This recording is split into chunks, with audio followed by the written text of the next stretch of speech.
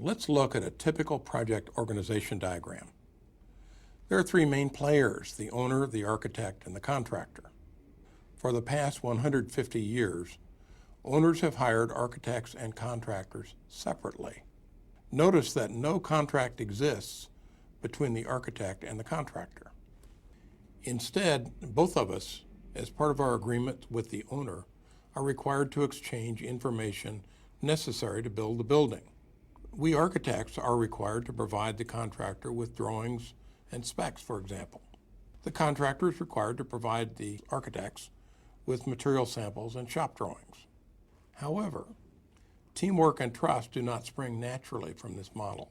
Instead, the architect and contractor think of themselves independent of each other, not as a team. This lack of trust creates what I call a risk gap.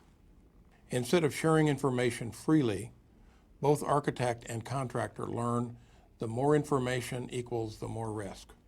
Notice the risk gap is a vacant space, and nature abhors a vacuum.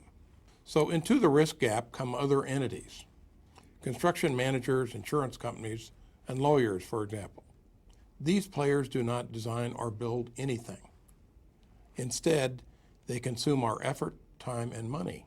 This traditional organization is broken. So let's blow it up. We still have the same three entities: owner, architect, contractor. How should we be organized to avoid the risk gap?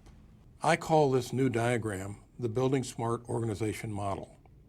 Instead of two contracts and one risk gap, we have one contract that binds owner, architect, and contractor together. This single contract mandates full sharing of information, risk, and reward.